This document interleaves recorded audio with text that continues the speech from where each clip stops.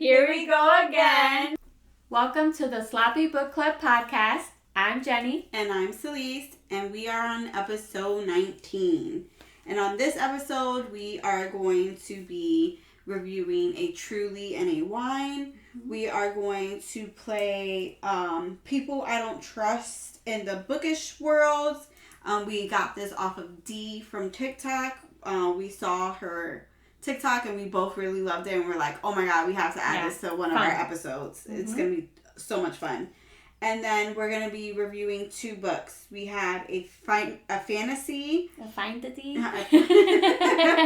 A fantasy, which is called These Hollow Vows. And a YA romance, which is called Meet Cute Diary. So let's get into it. I'm going to, taste my Truly. I don't think I did this one before. If not, who cares? I'm doing it again. Enjoy it. This is a strawberry melon fizz. It's a hard seltzer. Let's give it a go. I'm not a huge watermelon fan. Neither am I, but I'm pretty sure I like that one. Good? It's giving me watermelon Jolly Rancher vibes. Okay. I had it sitting out for a little bit, so I wish it was a little bit colder because I feel like it would be 10 times better. Like, it's cold, it's just not ice cold. I like my Truly's ice cold. But yeah, it's not bad. It tastes like a watermelon / strawberry, like Jolly Rancher. Good. I'm pretty sure I like that one too. Yeah, it was pretty good. So I have a wine. It's actually a sparkling wine. And I love sparkling I'm wines. pretty sure I know what this says, but I don't know. Ménage à trois. Is that how it's spelled? Right? Ménage à trois? That's what it looks like to me. If not, it's really Ménage à trois. So the first one sounds better, but I know I think that's kind of weird. Is that 2 people on the top? Yeah. Yeah, so So it must be Ménage à trois, right? Yeah, but I think it's supposed to be 3 people, not 2. Right? But I don't fucking know. So it's a rosé, a sparkling wine. I think it's raspberry.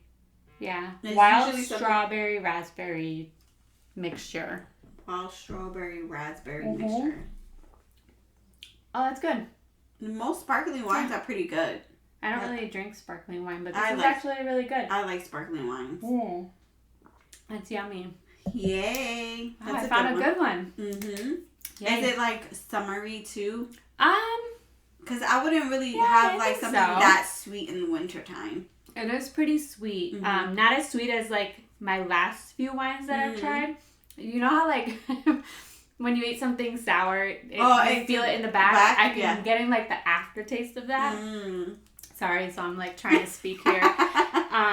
But yeah, it's sweet, but not as sweet as my last few actual wines. Okay, cool. So I like it. I feel like it's been a while since you had one that you really like, though. Yeah, one that's really good. Because I'm not a huge wine drinker. Mm-hmm. That's kind of why we decided to do this, because we wanted to try different wines. Mm-hmm. But we've kind of been mixing it up a little bit. Yeah. With the Trulies and mixed drinks and... Hey, whatever. Whatever I can grab my hands on at this point, that's what I'm getting. Yes. All right, so let's jump into this. People I don't trust in the bookish world. Like I said, I saw this TikTok. I sent it to Jenny, and I was like, we have to do this on the podcast. Her @ is @D. She's someone who does book reviews, tells you about books that she's reading, and she did this really cute People I Don't Trust in the Bookish World, and I have to agree with her on some of them, so let's see if we agree. What are our thoughts? The very first one is people who buy the full series before reading book 1. Again, there are people out here running rampant buying book series and didn't even read book 1. What are your thoughts, Jenny? So I'm guilty. What? Yeah, I did it with Red Queen. I bought the entire series of Red Queen before I read the first one. You're crazy. I fell in love with the first book, the way it looked, and I was like, this sounds like fun, and I bought them all. Yeah. I've never done that. I've never purchased a series. Yeah. Without reading the first one. Actually, you know what? Did I do it with Throne of Glass? Remember I had a bunch of back orders because I couldn't find them anywhere before I even read them? I feel like I read the first one? I think you read the first one and then you just started for it. Yeah. Okay. So yeah, then it was just the Red Queen series by Victoria Aveyard. I honestly, I don't think I've ever done that. Yeah. Well. Okay, but I've done something different. They're not a series, but okay. So maybe I am guilty because I've purchased books by the author. Just because I've read a couple of their books and I will always buy their books because I did that with Nicholas Sparks. I feel like that's definitely understandable because I feel like we would do that with EJ Mello. Anything she puts out, we're definitely going to buy. So I think that's a little different because we like the writing. But I feel like a series that you could buy a book and waste your fucking money. Yeah, because you read it and then you're just I have 4 other books I have to read now or never read again. Yeah. Or give them away. Well, I'm guilty. Yeah. Times 1. I am not guilty of that. I will not do that. I'm not going to buy a whole series. Because usually series could be up to 4 books. Could be, yeah. You're right. And then you have 4 books that, you start reading book 1. What if you read the first couple of chapters of book 1 and hate it and just never finish? No, I can't do that. You know which one I almost did that with? From Blood and Ash. I remember it was so hyped up. Everyone loved it. And I almost bought the first... I think it was 3 that were out at the time. But I ended up reading the first book, got to chapter 10, DNF'd. I know, I can't believe it. I actually like I think it was just the wrong time for me. I don't know. I like it. I'm not in love with it. I'm not fangirling over it like some other people do. Like, they're ride or die for Poppy and, oh my God, what's the guy's name? Poppy and... I couldn't tell you. I really couldn't. Brain fart. I just felt like it was so one note. Those first 10 chapters, I wasn't excited. I didn't love Poppy. I wasn't yes, let's see where she goes, kind of thing. I just Castile. There you go. That sounds familiar. But yeah, but he went by another name at the time. I couldn't do it. Next question. People who read books on their laptops. I would never in a million years read on my laptop. I'm guilty. That's huge. I'm guilty for this. What is that? Okay, hear me out. So I read on my phone. Yeah. I have my Kindle. What if they're both dead? Or they die how about you charge one while you're reading the other one? So I'm terrible at charging my phone. Angel makes fun of me all the time because your phone gives you the warnings. 20%, 10%. I think they even give you a 5%. And I would just be click the okay and continue and just forget. And we're I'm going to get up in a second to get my charger or whatever and just never do. So then it dies. And it's at a good point. So I'm going to go to my Kindle. And half the time that shit's dead too. So what else am I supposed to do? I'm going to finish my book. I feel like half the time your laptop's dead, so what are you going to do? I'm going to find something. I think that's crazy. That's huge. Yeah, I've definitely read on my laptop before. All right. If anything, it's better for my eyesight. Is it though? Do you put it on the mode where it's like a book? Yes. Oh, okay. So that makes it a little better, but not really. All right, next question is... People who listen to audiobooks at 2x speed. That's cray. How can you even understand what's going on? So, what I do, because I've been getting into a lot of audiobooks lately. If I've never read the books before, it's going to be at 1.3 or whatever. I think that's pretty average, normal speaking voices. If I read the book, Realm Breaker... I reread that one, but I did it via audiobook and while I was looking at the book so I could tag stuff. Okay. I did it at like 1.8. So it was pretty close to 2. Mm-hmm. It was really fast, but I remember the book. It was just little points that I felt like I was missing. Okay. So I would never do it on a new book. So for a reread, you would probably do it that fast because you already have some kind of memory of the book. I have an idea, yeah. But not a new one, no. Just a new book? No, absolutely automatically. Not. Because they're talking like this. Oh my god! No. Like, what are you listening to? You miss words for sure. It's like, you ever seen the show Gilmore Girls? No. I feel like the Rory and her mom, they talk at 2x speed because they could be having an open dialogue, and it's like neither one of them take like a breath while they're talking. So it's like to me, they always spoke really fast to each other. Mm-hmm. So that it reminded me of that. But to like, how? You can't even comprehend it, and you can't enjoy the book like that. There's no way you can. There's no way. To me, you're just trying to get through it. Just maybe it's like a really popular book and you just want to be in the in crowd and be like, oh, I know what this book is about, but you can't really... but you can't enjoy it. Like, you can't get that emotion that you really want from it. Mm-mm. I had that for Realmbreaker. I felt that. Mm-hmm. I was just trying to get through it to remember any points that I missed. Right. But. All right. The next question is, people that have monthly TBRs and stick to them. Never. You are not human if you do that. Mm-mm. You are a robot. I think about it.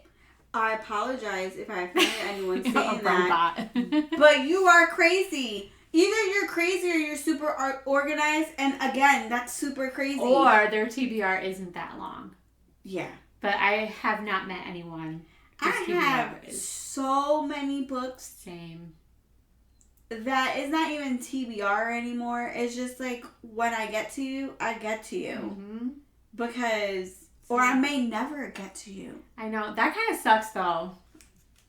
But I do have books on my shelf like that. Yeah, I have, like I told you, the Jodi book that I have. Jodi Picoult. Yeah, I've had that book for years.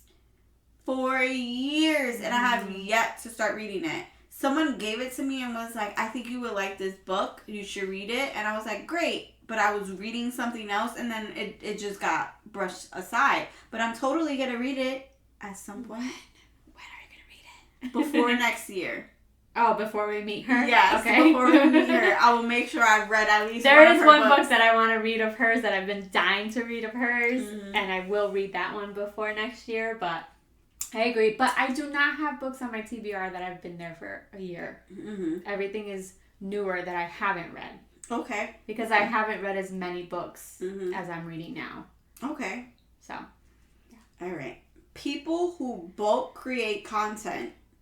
That's basically like you can make things like months in advance. Nope. We can barely do that. We can barely get by. We might get like an episode or two, but there's no way we're a month ahead. That would be nice. That would be amazing. Break. That would be. But never. Yeah, no. We're not. That could be like a goal for next year. Once we're like really steady. We're not built like that. We're not built that way. That's too much. Too much work. People who rate books 5 stars. I rate books 5 stars. You wait! Don't look at me like that. Okay. You rated Crescent City. Yes, I did. Okay, there's certain books that are like 5 stars, but I feel like there's like 2-star books that people are like, this is 5 stars. Definitely. But there are very few that are 5-star in my book. Yeah. In my brain. No, but there's people who are like, this is 5-star. Oh, this one is a 5-star too. Oh, this one is 5. And you're like, well, where? This is barely making 2 stars. What are you talking about? I feel like with certain people, it got a little sex scene in it, and it's like, oh my god, there's spice and it's a 5-star. Mm-hmm. Like, no. Get it together. Watch a porn. Yeah. I read a book. I forget what it was called, but it was all over TikTok, and it was just like a spicy novela, and everybody was like, oh, this is like a 5-star. The spicy is a 5-star. Like, and I read it, and I was like, okay, there's a lot of sex scenes. It's definitely porn, but it's not a 5-star book. Like, this wasn't like, I'm going to remember you forever. No, thank you. No, and then there's ones that they're like, it's 5 stars and it's just sex and no plot. No plot. Yeah. Like, what are we doing here? Mm-hmm. Jesus. That's why I keep mine mostly 3 to 4 stars. So people who rate books they haven't read. Yes. How is that even possible? I have seen that so much. Like, people will go on and rate a book 5 stars and then put on the little comment thing on Goodreads, I can't wait to read this one. But why are you rating it 5 stars? It's not, you haven't read it. So are they rating it off of what the description is of the book? I don't know, but that's not how rating works. It sure doesn't. At all. And so there's so many people that do that, and I cannot stand it. Weird to me. Because when you go onto Goodreads and look at reviews, you get a lot of the 5 stars right at the front. Mm-hmm. So if they're on there and it's people are saying, I can't wait to read this one, okay, thank you, but what'd you think of it? And you realize they've never even read it. It's on their want to read list. Do you get your books off of Goodreads? Mostly TikTok and Instagram, but I use Goodreads a lot because that's where I post all of my stuff. So do you like hear a book on TikTok, go to Goodreads and read some of the reviews? Okay. I read the reviews after I'm done reviewing. So usually, like, I'll get a recommendation. Usually it takes like one person to convince me to read a book. I'll read it, review it, post about it if I like it, and then I'll read the reviews, see how people liked it. I never knew about Goodreads until you. Really? Yeah. I freaking love it. People hate it though. Huh? People hate it. I think it's because it's becoming more popular, and I don't feel like a lot of the reviews are as accurate as they used to be. They're not accurate. Or it's a lot of the 1 stars are funny, honestly, and I like reading those, but you do get a lot of people that say things like that. Like, they'll rate it 4 or 5 stars, and it's just they haven't even read the book. That's insane to me. Yeah. Yeah, I would see Instagrams or TikToks or like just word of mouth about certain books, but I never like looked for reviews. And then recently, because of you and just more TikToks or whatever, Instagrams, they're like, oh, check out my review on Goodreads, or like I'll go there and see what other people think about it. I've done it before I read a book. I've done it after I read a book. It's not something I pay too much attention to, because at the end of the day, people are gonna review it, and just like food, everyone's not gonna like the same things. Yeah, it's very subjective. So, I don't like other people's reviews to skew my thoughts on it. That's why I always write my notes and or try to write my posts the moment I'm done with the book, so I don't forget. That's smart. But I do follow along with a lot of TikTokers. If they can convince me off of one little clip to read a book, it immediately goes onto my Goodreads. I'm like that too. Like, what's been getting me are Instagrams where they highlight a quote from the book. Yes. You could literally lock me in with a quote. Yeah. If it's a good enough quote, I'm reading the book. For sure. Yeah. So you could get me that way. You're so easy. I am. Get your words. Give me some good words, and I'm there. That's true. Okay, let's get into these book reviews. So you have a fantasy, but you're not sure if it's YA or NA. It's questionable. So it's writing that borderline. There's a dry humping scene that I feel like really pushes it over. I see. So it's called These Hollow Vows. Tell me about it. Okay, so These Hollow Vows by Lexi Ryan. Like I said, it's labeled YA. I feel like it's teeter-tottering new adult. They don't really say words like cunt and shaft and all that stuff, so that's why I would label it new adult. Okay. I would not want a teenager to read some parts of this book. Okay, gotcha. Okay? So it's like a Robin Hood meets Cinderella type book. So there's this human girl, Bree, who hates the Fae, and all she's doing is trying to survive and take care of her sister, Jazz. until one day her sister is sold to a Fae king. So you have this human realm and then you have Fae realm. The human realm, you either have like super duper rich people or very poor people, and those poor people have to work to pay off debts. So like basically paying off rent, or if they're working for someone kind of thing. Bree and Jazz both live in their aunt's basement because their mother abandoned them like 9-10 years ago. So they owe a debt to their aunt. So one day Bree goes to steal from this guy Gorst to pay their debt. And then she runs into her friend Nick. Her daughter Fawn owes Gorst money. So she's like in a contract. So she borrowed money from him. So now she's in a contract with him. Okay. So her money's due. So now Bree feels bad. So everything she just stole from this guy, she gives to them. Which causes her and her sister to now be in debt with their aunt again. So she goes home. Her aunt realizes that she's not going to have the money for it. It's due the next day. So she's like, well, you better have the money for me.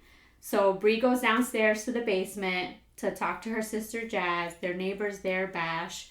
And her sister's talking about how they can kind of make their lives better by what's happening soon, which is the Golden Fae are opening a portal to their land so the humans can go into their land because the queen wants to find a bride for her son. Okay. So Bash is like, no, don't go. That's a terrible idea. It's dangerous over there because everybody knows the Fae are dangerous. So he's trying to convince them not to, but the girls are like, well, we're kind of stuck now. So, hold on. So the queen is okay if her son doesn't marry Fae and marries a human? Yes, there's a reason for that, and I'm not going to say why. Okay. But you find out later in the book. Okay, sounds good. So the girls are like, well, we're kind of stuck. We have nothing else to go with because we owe our aunt money. And he keeps saying things like, if you would just wait another year, we would be good, whatever. Because he has a crush on Bree. Bree has a crush on him. But it never really went anywhere. So he leaves. He's upset. She goes to comfort him. They end up kissing, their little kisses. And one of her cousins comes out and she's like, oh, wow, you move on really fast now that your sister's gone. So she's like, wait, what the fuck? So she goes into the house and her aunt sold her sister. What? Yeah. So she was like, well, I knew you weren't going to have my money. So sorry. Yeah, I know. She's just selling people? And it's not really her aunt. It's her uncle's wife, but he died. So okay, so it's like a Cinderella stepmother. Exactly. Okay. And the whole Robin Hood thing is because Bree steals money to try to pay her aunt. Gotcha. So there's this goblin goblins live in everybody's household pretty much, and she asks him for help because they're like the keeper of secrets in history. So he tells her she sold her to King Mortius, which is a king of the Fae. So that starts her mission. So she obviously enters the Fae realm during this whole bridal thing. And this is where the map breaks up. You have the Wild Fae, the Unseelie Fae, and the Seelie. So it's Wild Fae, Shadow, and Light. Okay. So 3 different areas. The Seelie Queen is the one looking for a bride for her son, Prince Ronan. And she's now Bree is pretending to be like one of the competitors to be his wife. But in like the background, she's really just there trying to figure out where her sister is, try to get to where she's at, right, to King Mortius, which is in the other side, the shadow area. So she ends up finding the portal that this goblin told her to go through to get to King Mortius. So they get there and he tells Bree, yes, I have your sister, but you need to find 3 relics for me, because he found out that she was like this great thief or whatever. So I guess the Golden Fae has stolen all of these relics, which is causing the Shadow Fae to pretty much lose all their power. So it's almost like they have a sickness. So he told her to find all those relics, return them to their rightful place, and he'll send her sister back. So this is where we meet the rebels, these Fae who want to take Mortius off the throne because he's a bad king and he's not supposed to be there.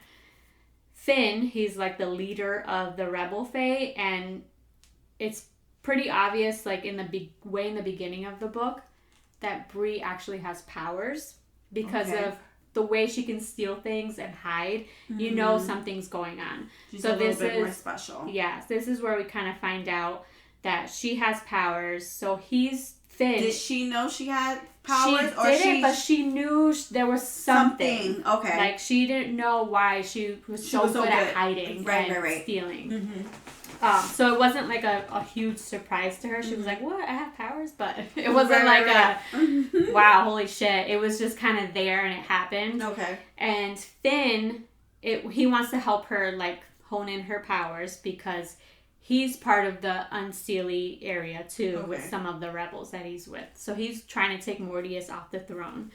So he helps her. And then this brings us to, because remember, Bree is still trying to compete to become a bride for Prince Ronan. So this is kind of where our little love triangle. I know you hate love triangles, but this one is so juicy. I love this one so much. So Bree's stuck between these two kingdoms that are at war with each other, and she's learning that both places have lied about things and both places have good.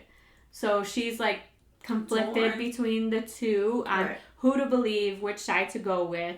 Every time she's with Finn, she's like, I'm crushing on you, but I'm kind of hiding it, but I believe everything you're telling me. But then when she goes to Prince Ronan, she's like, I believe you and I love you.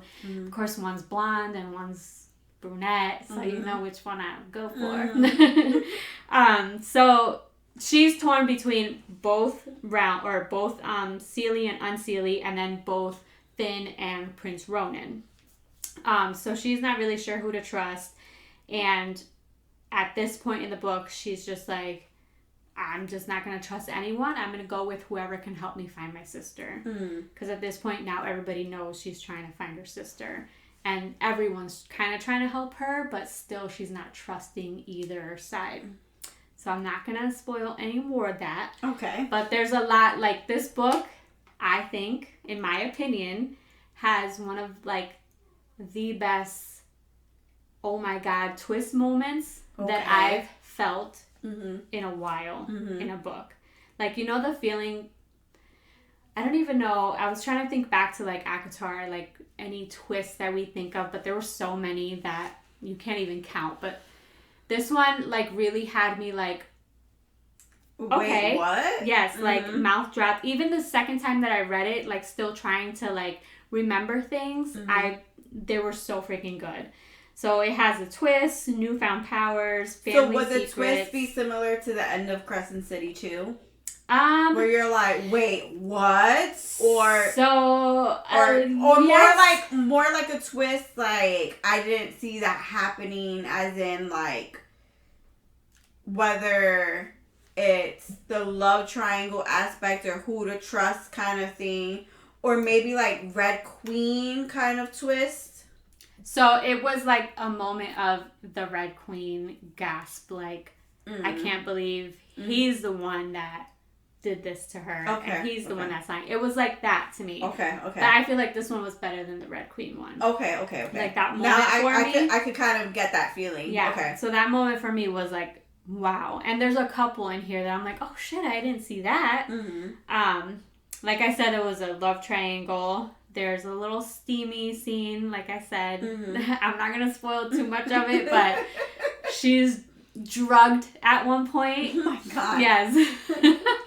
She's drugged, and someone is trying to help her get out of this moment. And she gets in the shower. She's forced in the shower, and this person locks her in there. And she's trying to get out, and she's like, well, if you're not going to let me out, then you come in here. She pulls this person in, and she starts dry humping. I was not expecting it because it is a YA book. Right. Okay, teenagers should not be reading this part because it was actually super steamy. And there's another couple scenes that are sort of similar, not like this one, but they are. So that's why, to me, it's a new adult book. Okay. Borderline. And the end, total cliffhanger. she starts to rage, like, you know, when, like, a main character just gets so angry and rages, it leaves you with that, where you're like, no! Right when she's about to, like, yes, explode. like, she's angry and she's like, fuck this. Right. And starts to rage, and then it ends. I know! I would be pissed. I know. But isn't the second one out? So... Yes, the second one came out this month, so I haven't read it yet. I'm going to read it pretty soon. So That's what I thought. I was just like, doesn't it come out soon? Yeah, July, yes. Mm-hmm. Okay. So I'm excited. I can't wait to read it. That's going to be fun. And that's the end. You're so excited. I love it. I do really love this book. I'm going to have to read it. I'm going to purchase it, get it signed, and then read it. Good. Perfect. All right, so mine is a YA romance. It's called The Meet Cute Diary, and it's by Emery Lee. So this story is about Noah Ramirez, and he's a trans boy. And right now he's in Colorado with his brother who's living there for school, while his parents are in California trying to purchase a home because they just moved from Florida. They're leaving Florida. Mostly because he's trans and he wasn't just like, it wasn't very welcoming there for him. So they wanted to go somewhere where, you know, he would be included a little bit more, and they feel like California is the place to go. And so he's spending his summer with his brother while his parents try to find something. What Noah is known for is that he loves love. He loves what he calls the meet cute, you know, how you fell in love with that person, that first initial moment you met the person of, you know, you're going to spend the rest of your life with. Yeah. So he loves this, and he feels like trans representation isn't there. So he makes the Meet Cute Diary, where it's a Tumblr account where he writes all these meet cutes of trans couples. Like real ones? Like in his world real ones? Or made up? So, that's the thing. He says that, you know, he's getting anonymous submissions to be published on his Tumblr, but it's really him writing it as, like, basically like fan fiction. Okay. Well, not fan fiction, because that comes from, like, a movie, and then you write the fiction. But anyway, it's like his version of things that are happening. So, like, for him, it would be like, he'll go to the ice cream shop, and, you know, his wallet would fall, and a cute boy would pick it up and be like, hey, you dropped this. And then he'll make a story out of that one action as a meet cute for a trans couple. So he's doing this, and it's really, really popular. It's giving a lot of, like, you know, trans kids hope. Like, oh my God, there's love out there. I can't wait for that to happen to me. Just trying to give hope. That was his whole thing. He wanted to give hope out there, but it's false. It's a false pretense of hope. And he's helped by his friend Becca. She's one of the moderators on there. And they'll, you know, message people back and, you know, answer emails and messages and things like that. And while he's in Denver, he gets a notification on his account, and it's someone trying to debunk all his meet cutes, like, and putting, like, kind of like evidence almost, like, oh, this can't be real, because of this, and this. And people are like, wait, what? Noah's lying about it? No way.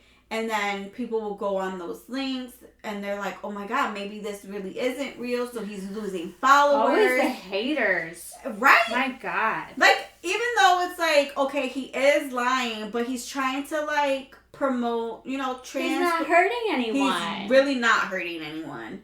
But isn't it, like, false hope, too? I was... Okay, so I get it, but then it's just, like, I understand why someone would want to be like, he's a fraud.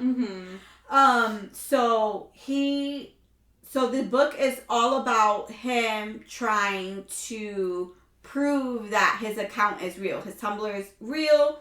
So what he needs is, help in trying to, share a story that could be real. So he's trying to figure it out.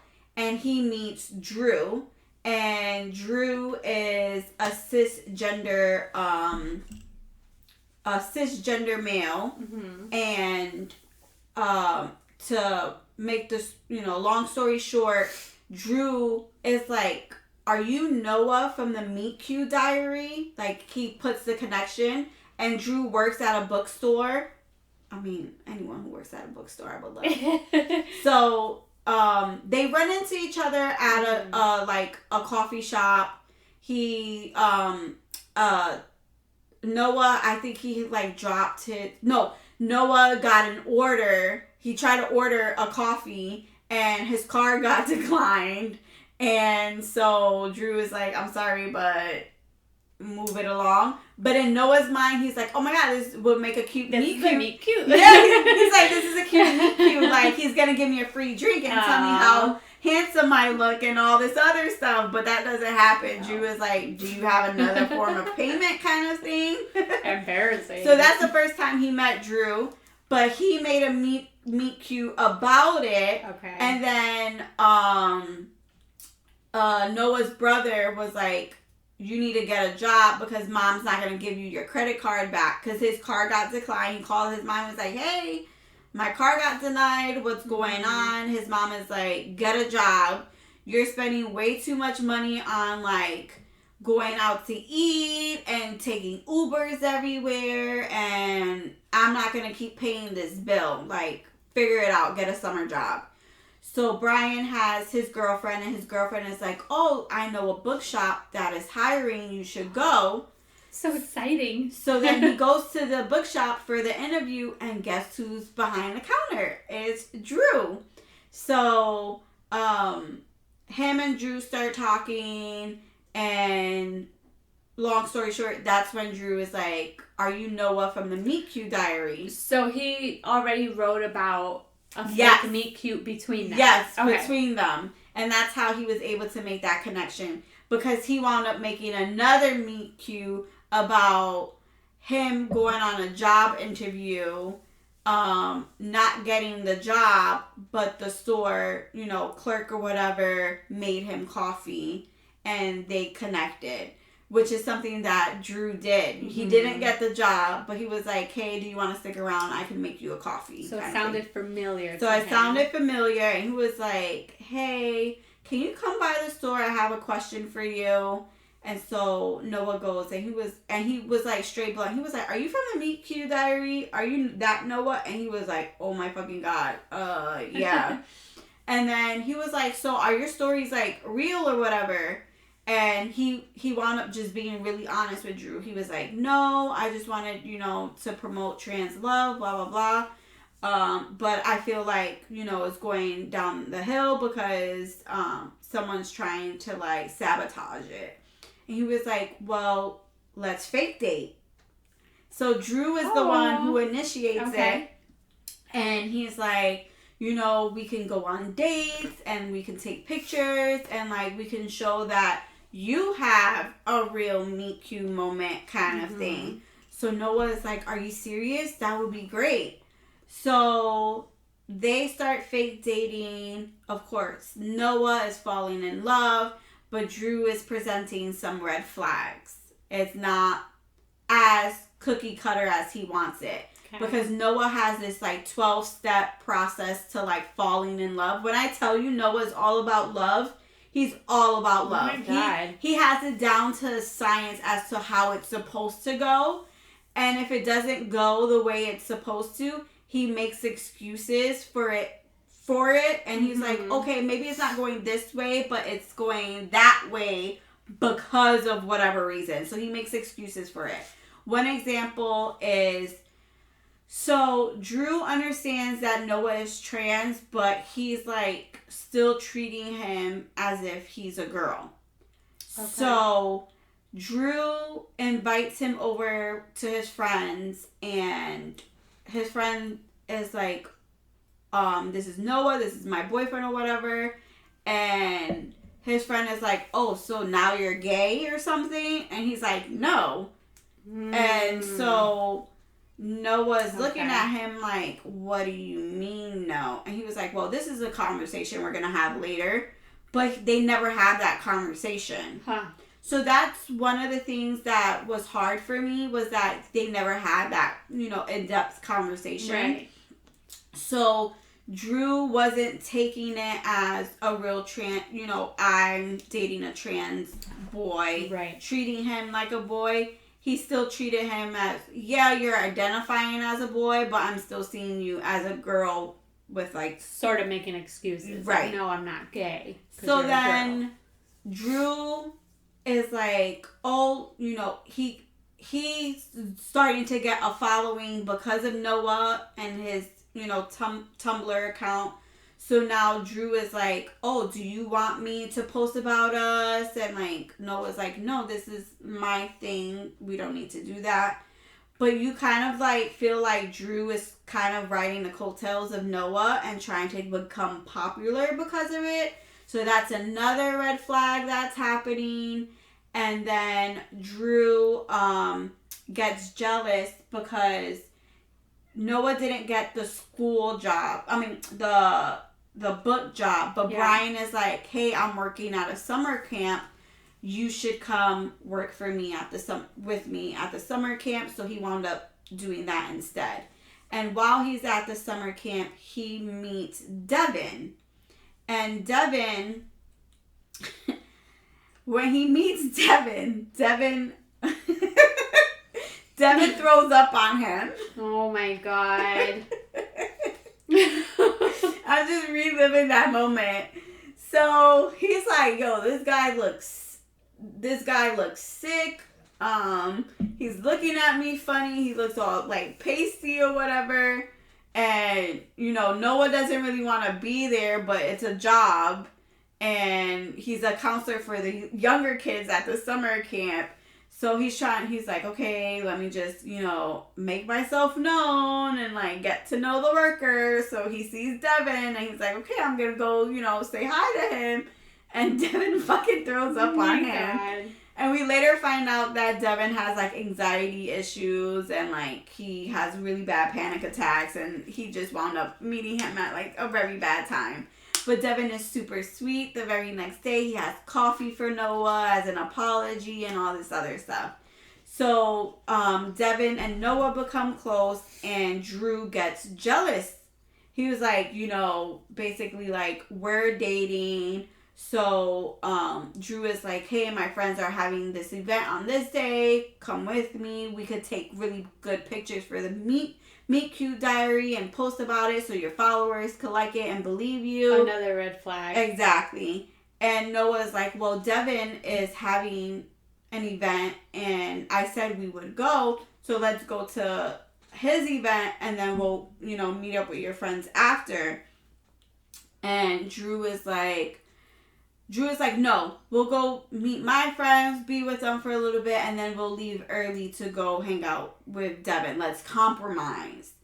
So Noah's like, in good relationships, you have to, like, compromise, like, trying to make excuses for Drew's behavior. Yeah. So Noah's like, okay. So they go to Drew's friend's house, and Drew's drinking and, like, having a good old time, and Noah's, like, looking at the clock, and he's like, okay, you're drinking a lot and we have to go soon. And Drew is like, oh, why do you even want to go to that whack, like, event?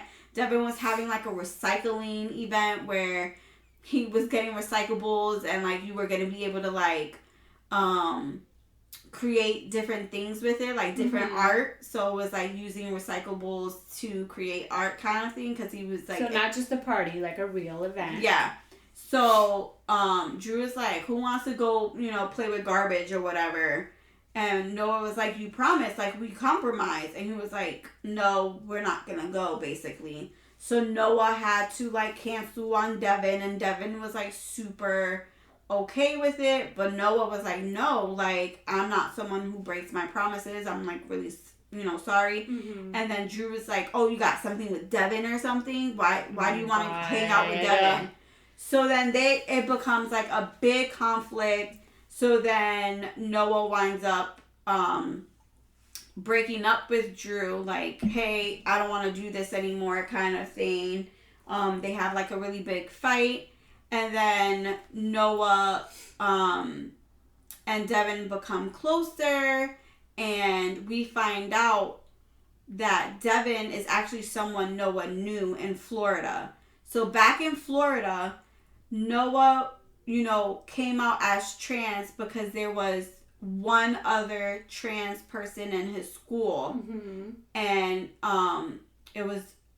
he was transitioning to, a girl, so a trans girl. And her being the first one to come out, Noah was like, okay, I want to, be my true self too. And that would, it inspired him to come out as trans. And Devin was that girl, that trans girl. Really? Yes. And we find out that Devin, he came out as trans. It didn't go well at the school. Mm-hmm. He was made fun of. This is a trigger. He becomes suicidal about it. And that's why his family moves to Colorado to get him away. Wow. And when he moved to Colorado, Devin was having a big conflict with himself. Mm-hmm. So he's like, am I trans? Or he didn't know who or what he wanted to be. So he was conflicted and he was just like, am I a fraud kind of?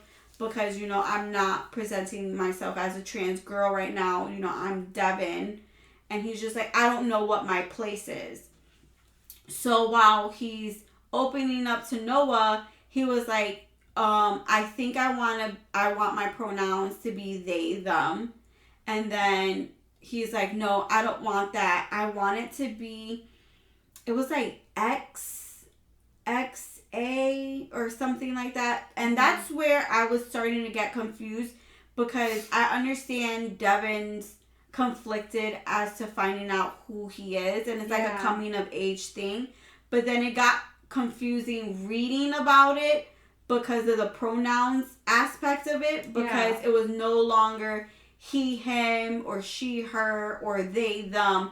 It wound up being like a X something, which is a pronouns I've never heard before. Mm-hmm. So reading it out, it was hard to keep track of, because it would be like X felt this way. Okay. And that got kind of confusing. So that was my only takeaway. Like, I really liked Devin's character, him trying to find out who he was, and that's why a lot of his panic attacks and things like that, he would get really like shaky and nervous about certain things. Mm-hmm. But he was always happy-go-lucky, but then he would have these really intense moments. Devin is just like, I love Devin. This book does have a lot of like different triggers. Yeah. There was, past suicide attempts. There was panic attack or anxiety discussions, transphobia, because Devin didn't, know who he was. And then transphobia in the aspect of Brian's girlfriend at the time. Mm-hmm. She didn't understand Noah, and she made a comment about Noah, and it wound up, Brian winds up breaking up with his girlfriend because of it. And that was a big moment between Noah and his brother Brian, which was cool in the book. Homophobia. Then there was a lot of racial microaggressions, especially with Noah. Like the way he spoke about like cis white males. Mm-hmm. I've never read it in a book before, any kind of like racial like microaggression, so that was like intense for me to read, and I'm like, isn't this like a YA book kind of thing? So it was like a lot of things for young adults to read, which is a great read, but at the same time, if you're not well versed in it, it can be kind of triggering and damaging to read. Mm-hmm. There was some sexism, misogyny, gaslighting when it came to Drew, and manipulation. So this is a YA with a lot of triggers in it. So it was, I'm like, for it to be young adult, you're thinking young teenagers, early 20s sometimes. So for the younger crowd, it's a lot of triggers for, them to read. That is kind of a lot of triggers. They're so what is the word? Like malleable? Yes. So to read a lot, even for me, I was like, woo. Yeah, so that's why when I, mentioned it on our Instagram, I didn't give a review of how I felt about the book because I felt like this was a book that had to be discussed verbally because I didn't want what I say to be misconstrued in any way. Yeah. I wanted to be gentle with my words because I loved, trans representation. I love books that have any LGBTQ plus, mentionings or representation. Yeah. I love reading about it. But this one was a lot in one book. Not only trying to figure out who you are as a person, but having those suicidal thoughts, having those panic attacks, having that manipulation, and it should really be more new adult. Even though I felt like it was everything that can happen to a trans person happened within this book. Okay. And I feel like, maybe for a trans person that's their reality to go through all the bad before you reach your good. But I feel like sometimes that might not be for all. But again, I can't speak for that community. Right. But I felt like it was a lot for one book. Right. I understand it, seeing it across different books, different pieces of things that they have to go through. But this was a lot for just these two people. So that was something that was a lot for me. But like I said, Noah and Devin, they built this connection, and Noah realizes that he's in love with Devin, and their relationship blossoms. And it's a really great book. I enjoyed it, but there are a lot of things you have to mentally prepare for before reading it. Yeah. If that makes sense. But it was enjoyable, but it's interesting to see it as a YA romance because I feel like it could be almost for older. Yeah. Maybe because they were young, they were, I think, they were high school students. So maybe that's why it was in the YA realm. But like I said, it had a lot of triggers for it to be YA. And I don't think I've ever come across a YA book with so many triggers. Right. And it sounds like it kind of just leaves you hanging because you said Devin was a trans girl at one point, and then because of everything, the bullying, whatever, they moved. And then he was just he was conflicted. He was like, okay, I no longer want to dress as a girl anymore. Yeah. So am I not a trans girl? So to me, that's the most triggering, questionable thing because now Devin's painted as this gender where the pronouns are what you mentioned, where I'm not well versed in that. And yeah, me neither. Obviously, you need to learn and research that kind of stuff. I've never seen it was. I would have to look it up. I heard about it. It was before, but X honestly, or something. I haven't really researched, which I should. Everyone should, but it sounds like Devin's kind of world got left there, because Devin was bullied. So it was kind of forced there's to be more a to the way. story. I'm not explaining it in depth because he explains his reasoning behind things. And then, but I felt like I don't want to use the words flip-floppy, but he wasn't sure what he wanted. Yeah. So he would go back and forth. Usual for a lot of people who are still kind of questioning themselves. Yes, which is fine. So when he went to Colorado, he decided he didn't want to dress as a girl anymore. And then the more he spoke to Noah and was changing, you know, the pronouns, and I'm not even using the proper pronouns for this character. Because again, like I said, it was like X something, and I should have wrote it down, so I apologize for not being well versed in it. But then one day, Devin comes in with makeup on, and Devin had, you know, his mom do his makeup, and he was like, you know, I like doing this, and Noah was like, you look beautiful, kind of thing.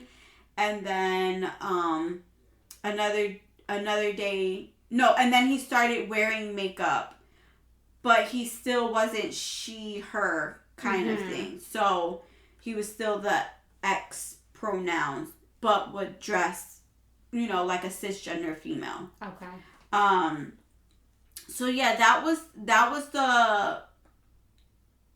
it was hard to like wrap my head around it, but then again, these are, you know, young teenagers still trying to find themselves, and I rather my kid go through all the motions until they felt right in what they wanted to be. And I think that's the journey that Devin was taking, and I love how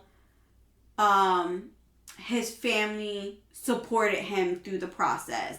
And I love that Noah was an added support for him, especially through his panic attacks. Because, you know, there was a point where he had a panic attack, and Noah sat with him, you know, and was just like, I'm here for you if you ever want to talk about anything. So I love that part of it, too. Yeah. They wound up becoming a good, like, support system for each other. It's the biggest thing, support. So, like I said, it's a really good book. And I didn't even get to talk to you guys or explain Noah's relationship with his friend Becca. That was rocky at some point because I felt, Becca felt like Noah would always talk about himself and his problems and never asked Becca, hey, how are you doing? What's going on in your life, kind of thing. And, Becca and Noah were really close, and the move really, you know, bothered her.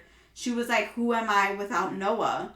You know, so she was on her own journey trying to figure out who she was, and Noah was kind of like, are we friends? Are we not friends? And she just had to, she was like, you know, we have to stop talking for a little bit because I don't know who I am without you, and I don't want to always be dependent on you. So that was like another relationship he had to like get through. It seems like a really heavy book. Yeah, it really was. I enjoyed it, but it was a lot. That does seem pretty heavy. It was a lot, but it shows like kind of the lack of knowledge that like everybody or a lot of people have with a lot of these issues. Yes. But at the end, it all works out. You know, it is a happy ending. Noah and his relationship with Becca, you know, is fixed. And now they have an added friend and romance for Noah. So, it, like I said, it was a good book. It does have a lot of triggers, you know, so please look out for those. Please don't ever disregard a trigger because, you know, you just want to be comfortable with what you're reading. Right. And this was one that, you know, look at the triggers before you read it. And like I said, it is a heavy book. Especially, I can't get over it being YA. Yeah. But it was enjoyable. Emery Lee did a great job with everything. But there was just certain points where I was just like, this is a lot. Yeah. This was a lot. But I wonder how some of Emery's other books are. She did and even I want to say her pronouns. I hope I'm not doing her pronouns wrong either. But she did, what is it? Café con lychee. Instead of leche. Oh, I was going to say it's Celese. No. You are Hispanic. No, it's lychee. It's lychee because I wanted. So it is. You're right. Lychee. I just looked. Okay. So Emery's pronouns are E-M, he, him. E-M. Yeah, so okay. you could look at the top there. Right? Yeah. And I think that was what, no, Devin's was this EM or... So we apologize for these pronouns. Yes. Honestly, it's a big like, lack of knowledge kind of thing. And it's no disrespect at all. Whatsoever. None whatsoever. But you see, so it's he, him. Yeah. EM, which I honestly don't even know what that means. I think maybe it's like a non-binary kind of pronoun. Okay. I'm going to have, so from this, I'm going to look it up. Yeah. And I'm going to research, just so we're... So she, no. He goes... Yeah, you could say he, him. He, him. Because those are so one of me the pronouns. saying she, I apologize. But like I said, this was a very, like... It's kind of heavy, but it had some light moments. Like, again, when Devin threw up on Noah, like, I giggled a little bit because I was like, oh my God, is this their meet cute? Because... I was going to say, that sounds like a cuter meet cute than the coffee. Oh, remember when you threw up on me and then bought me coffee the next day? I would be throwing up too, so... We could just throw up together. Exactly. But Noah's reaction was like, are you fucking kidding me? Did you just throw up on me? And God. Noah hated him for a while. Wow. Like, Devin would try to speak to him, and, like, he really didn't want any parts of him, and was just like, you threw up on me. I don't like you. And Devin will bring him coffee every day. Like, it was... I love Devin. That is really cute. I love Devin. But yeah, that was Meet Cute Diary by Emery Lee. Again, we apologize for any, we're still learning. Yes. And this was a lot, for a book. But it's something that, we're still learning about. We want to be as respectful as possible. And that's exactly why I'd rather do it verbally than write it. Yeah, I think that was a good idea instead of posting it. Because you did post it and you kept it very brief. Yes, I did. And generic, which is fine. So yeah, I think it was a good idea to just talk about it, talk it out. But those of you out there that want to teach us, you can DM us. Yes, and we can have a nice little chat. Yes. I'm open to learning and discussing because I want to be as respectful as possible. Yes. Because you know me, I'm all for my trans rights. I'm all for the LGBTQ plus community. I don't play with that. And I'm still learning, so... So that's it for this episode. Thanks for listening so far, and we can't wait for next week's episode. So bye. Bye.